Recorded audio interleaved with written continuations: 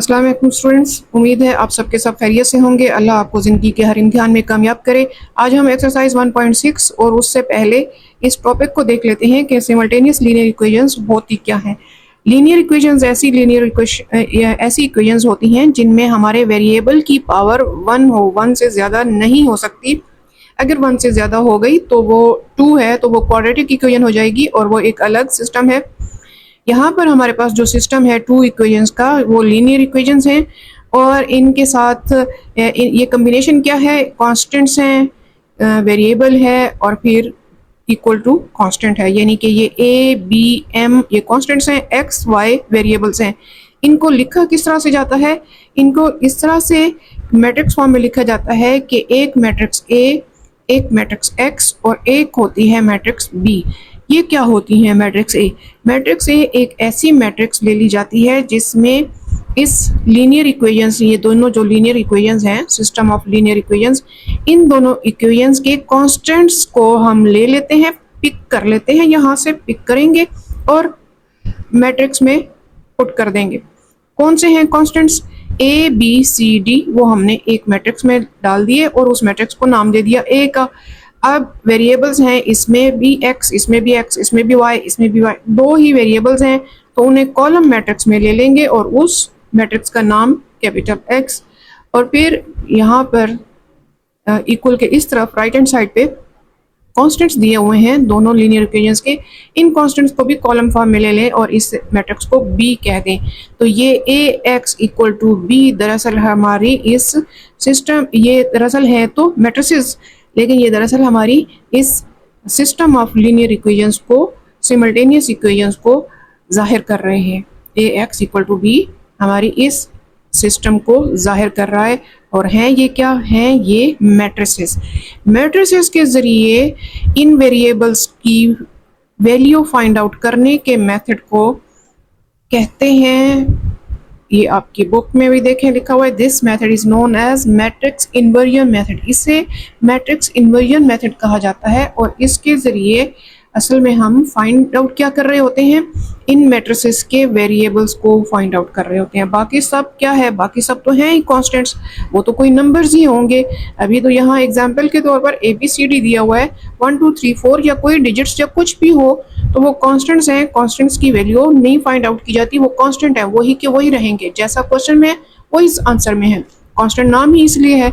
Variable change होते हैं हर बार, उनकी और वैल्यू होती है, वही फाइंड आउट करने होते हैं। तो ये वेरिएबल जो हमने फाइंड आउट करने हैं, सिमल्टेनियस इक्वेशन सिस्टम हमें दिया हुआ हो और हमने मैट्रिक्स सिस्टम से फाइंड आउट करना हो, तो इस मेथड का नाम है मैट्रिक्स इन्वर्जन मेथड। अब हम एक्सरसाइज 1.6 उसका फर्स्ट क्वेश्चन करते हैं जो इसी मेथड पर है। आइए पेपर की तरफ चलते हैं। एक्सरसाइज 1.6 और आज हम इसका क्वेश्चन करेंगे जी, क्वेश्चन नंबर 1। इसका सॉल्यूशन हम स्टार्ट करते हैं। इसमें हमें कहा गया है दो सिमल्टेनियस इक्वेशन दी गई हैं और इन्वर्जन मेथड से हमने इसे सॉल्व करना है। बिस्मिल्लाहिर्रहमानिर्रहीम, सॉल्यूशन स्टार्ट करते हैं। सबसे पहले तो जो हमें लीनियर इक्वेशंस दी गई हैं, हम इनको लेबलिंग कर लेते हैं, लेबल दे देते हैं। इसे 1 इक्वेशन कह देंगे, x minus Y equal to 2, ये सेकेंड इक्वेशन हो गई। और अब हमने क्या करना है कि इनको मैट्रिक्स फॉर्म में लिख लेते हैं। यहाँ हम ये कह देते हैं, here a equal to, a matrix किसके इक्वल है? 2 3 के, 1 माइनस 1 के, ये a हो गई। x मैट्रिक्स जो है वो हम x और y इनको ले लेते हैं और b मैट्रिक्स जो है ये हम ले लेते हैं -1 2। और अब हम इसका सॉल्यूशन स्टार्ट करते हैं। अब इसकी हेल्प से, इन मैट्रिसेस के हेल्प से हमारी इक्वेशंस जो हैं वो इस तरह से लिखी जा सकती हैं, ax इक्वल टू b। अब हमने इसे फाइंड आउट कैसे करना है, ये x कैसे निकालना है? दरअसल हमने x y की वैल्यूज ही निकालनी होती है, इसलिए हमें यहाँ पर x चाहिए, a नहीं चाहिए। a हमने दूसरी तरफ लेके जाना है। कैसे लेके जाएंगे? आइए देखिए, नेक्स्ट पेज पे देखते हैं। यहाँ है हमारे पास ए एक्स इक्वल टू बी, ए हम यहाँ से हटाना चाह रहे हैं तो इसका इन्वर्स हमें बोथ साइड्स लगाना होगा और वो लगाएंगे इस तरह से कि लेफ्ट साइड पे हमने ए इन्वर्स मल्टीप्लाई कर लेना है बोथ साइड्स ऑफ इक्वेशन। ये लेफ्ट साइड से multiply A inverse both sides of equation.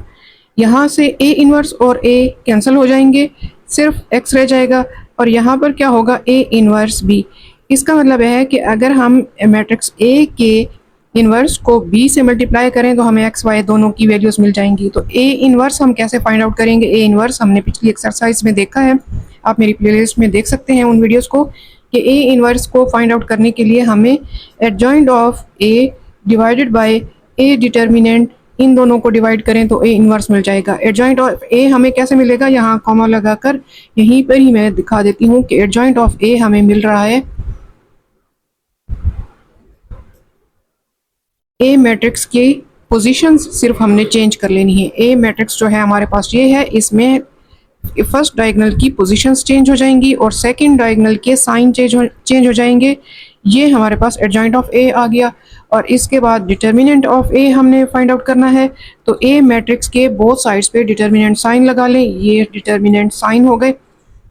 अब हमारे ब्रैकेट साइन नहीं होंगे बल्कि डिटर्मिनेंट साइन होंगे और डिटर्मिनेंट को फाइंड आउट करने का तरीका है फर्स्ट डायगोनल मल्टीप्लाई होकर बीच में माइनस और फिर सेकंड डायगोनल 2 × 1 -2, क्योंकि ये माइनस साइन साथ आएगा, बीच में माइनस फार्मूले का और 3 1 ज़र 3, ये मिलकर हमें दे रहा है -5। तो ए डिटर्मिनेंट की वैल्यू है -5 और ए एडजॉइंट ऑफ ए की ये मैट्रिक्स है।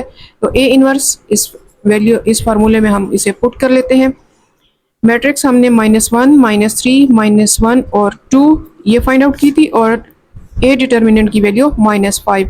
ये हर एक वैल्यू से डिवाइड होगा, -1 से भी डिवाइड होगा -5, -3 से भी डिवाइड होगा -5, फिर -1 से डिवाइड होगा -5 और 2 से डिवाइड होगा -5। तो इस सब को सिंप्लीफाई करके हमें मिल रहा है ए इनवर्स की value minus minus cancel, simple 1/5 रह जाएगा, 3/5 यहाँ से मिल जाएगा क्योंकि माइनस माइनस कैंसिल हो रहे हैं, यहाँ से फिर से 1/5 और ये माइनस रह जाएगा क्योंकि ये कैंसिल नहीं हो रहा है, -2/5। बस ये वैल्यू आ गई है हमारे पास ए इनवर्स की। लेकिन अभी हमने ए इनवर्स को अगर हम बी से मल्टीप्लाई करें तब हमें एक्स वाई मिलेंगे। ए इनवर्स को देखिए बी से मल्टीप्लाई करेंगे तब ही हमें x की वैल्यू मिलेगी, लेकिन ये ख्याल रहे कि a इनवर्स लेफ्ट साइड से मल्टीप्लाई करना है। स्टूडेंट्स, हम इस चीज़ को पहले पढ़ चुके हैं कि इनका ऑर्डर हम चेंज कर लें तो आंसर में फ़र्क पड़ता है और ये सिर्फ मैट्रिसेस में होता है कि कम्यूटेटिव लॉ होल्ड नहीं करता। वैसे आप किसी भी नंबर्स को मल्टीप्लाई करें, उनका ऑर्डर चेंज करें, आंसर सेम आएगा, लेकिन मैट्रिसेस में अगर आप ऑर्डर चेंज कर दें तो आंसर सेम नहीं आता। अभी हम यही ख्याल रखेंगे कि ए इनवर्स हमारे लेफ्ट साइड से ही मल्टीप्लाई हो। हम ये देखेंगे ए इनवर्स बी से मल्टीप्लाई हो रहा है, पहले ए इनवर्स की वैल्यू लगा लेंगे 1/5, 3/5, 1/5 और -2/5, ये ए इनवर्स की वैल्यू है। अब बी मैट्रिक्स की वैल्यू लगाएंगे जो कि हमारे पास सिर्फ कॉलम मैट्रिक्स है, सिर्फ ए की इसमें कॉलम है और कुछ भी नहीं है, -1 और 2। मल्टीप्लिकेशन क्या होती है इन्वर्टेड एल की तरह से, इसको हम पहले कई बार सीख चुके हैं। आप मेरी पिछली प्लेलिस्ट में, आप मेरी पिछली वीडियोस में देख सकते हैं कि क्या मेथड है इन्वर्टेड एल का।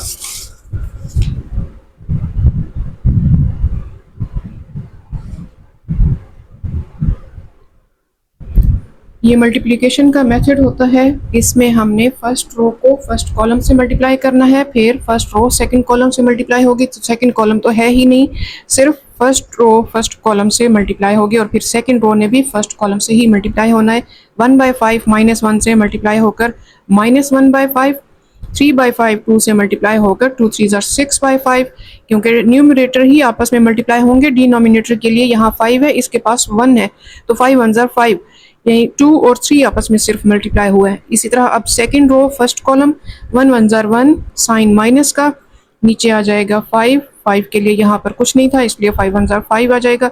2/5 2 से मल्टीप्लाई होगा तो 4/5 हो जाएगा, डिनोमिनेटर का यहाँ 1, 5 1 ज़र 5 और साइन माइनस का ही रहेगा। अब ये है हमारे पास ए इनवर्स बी, तो फर्स्ट कॉलम से जब मल्टीप्लाई होता है तो बीच में प्लस साइन भी आएगा, इधर भी, और इसी तरह सेकंड रो फर्स्ट कॉलम से मल्टीप्लाई होगा, इसमें भी बीच में प्लस साइन। अब हम इसे सिंप्लीफाई करेंगे।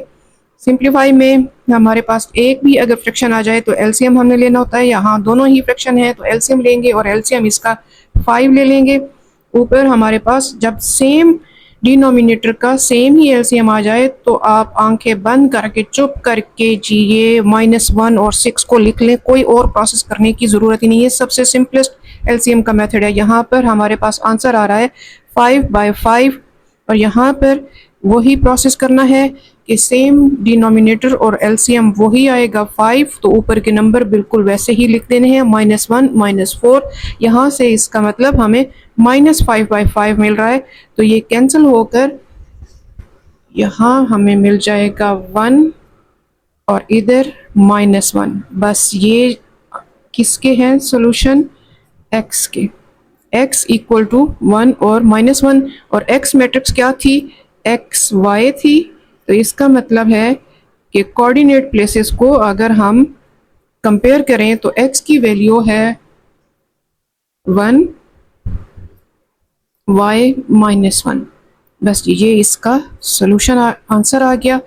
स्टूडेंट्स वीडियो को लाइक कर लीजिए, चैनल सब्सक्राइब कर लीजिए और ये वीडियो अपने क्लास फेलोज़ को भी शेयर कर दें ताकि उनका भी फ़ायदा हो सके।